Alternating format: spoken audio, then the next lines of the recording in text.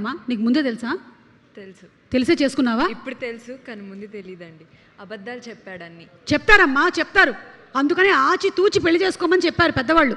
Only ఆచి పెళ్లి చేసుకున్న తూచి. అయ్యో 1000 అబద్ధాలు ఆడైనా పెళ్లి చేసుకోమని చెప్పారు అవతల, అందుకనే చేసేసుకున్నాడు నిన్ను. అవును. ఎంత కష్టం వచ్చిందమ్మా నీకు. ఎక్కడ అమ్మాయి? రష్యానా అమెరికానా? బ్రెజిల్. బ్రెజిలా? ఓకేలే, అటువైపు బాగానే గొడవలు అయిపోద్దాయని నేనే రావద్దన్నాను. రావద్దని చెప్పేశావా? కొట్టేసుకుంటాం కదా మరి ఇక్కడ ఉంటే. అవును. నా హస్బెండ్ మరి అక్కడ సాంగ్ చూస్తే నాకు బాధేదా? అవును, అందుకే రావద్దు. వర్క్ మీద వచ్చిందా ఇక్కడికి? ఎస్. ఏంటో ఏం వర్క్లో ఏంటో. సరే మాట్లాడు నువ్వు. నేను మైక్లో చెప్పలేను. ఫస్ట్ ఆఫ్ ఆల్ సుమా గారు, మీ స్టేజ్ మీద ఉంటే మాకు ధైర్యం అండి. అయ్యో పిచ్చి తల్లి, బ్రెజిల్లో అమ్మాయి ఉంది, మాట్లాడు. మళ్ళీ సుమగారు నేను మిమ్మల్ని డ్రీమ్లో చూసా, మేనిఫెస్ట్ చేశా కాదు. ఆ అమ్మాయి పేరేంటో చెప్పు ముందు నాకు. గ్యాబీ రాక్. గ్యాబీ రాకా? ఓ ఓకే, రాకింగ్ అనమాట.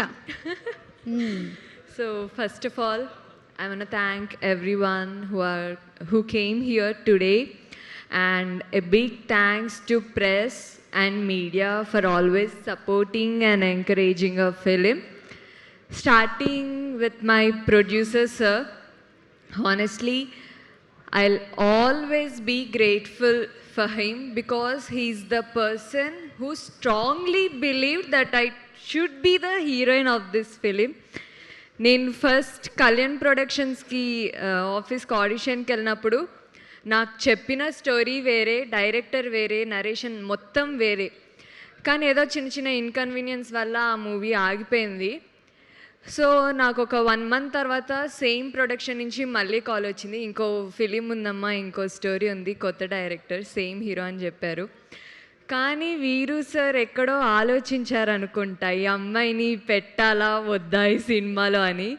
కానీ మా ప్రొడ్యూసర్ సార్ మాత్రం అందరికన్నా స్టాండ్ తీసుకున్నారు. తెలుగు అమ్మాయి, మంచి టాలెంటెడ్ అమ్మాయి, మనమే సపోర్ట్ చేయాలనేసి నన్ను ఎంకరేజ్ చేసి ఈ మూవీలో నన్ను హీరోయిన్గా పెట్టుకున్నందుకు చాలా చాలా చాలా థ్యాంక్ యూ సార్.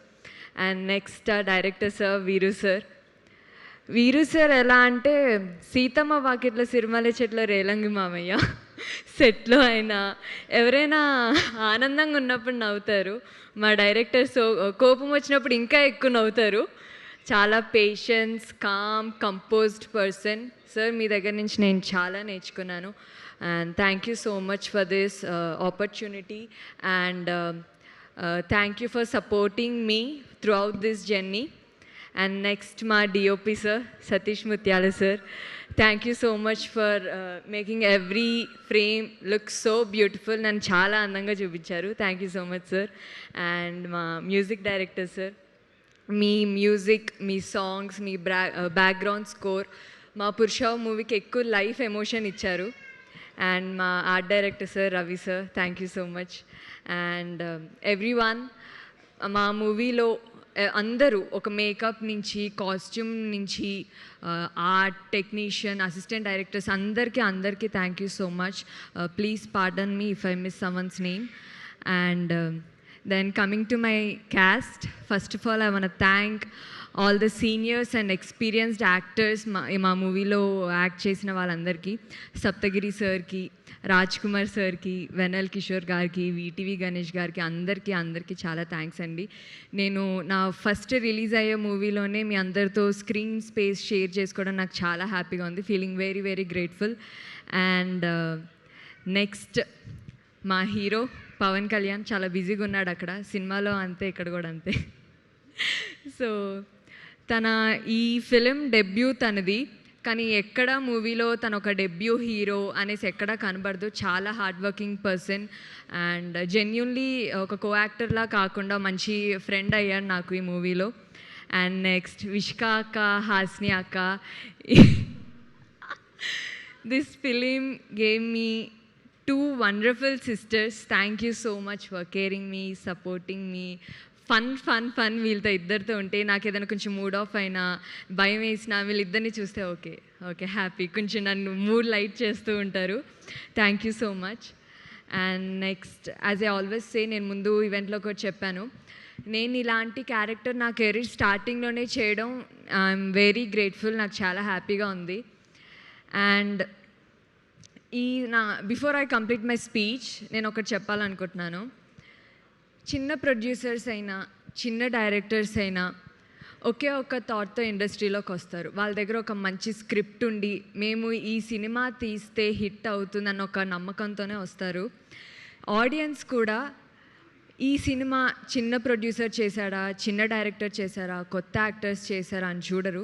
నేను అబ్జర్వ్ చేసినంత మాత్రాన సినిమా బాగుంది, స్టోరీ బాగుంది, మేము పెట్టిన మనీకి వర్త్, మేము 2 hours థియేటర్లో కూర్చొని ఫుల్ ఎంజాయ్ చేసామనుకుంటే ఆ సినిమాని మా సినిమా అనుకుంటారు.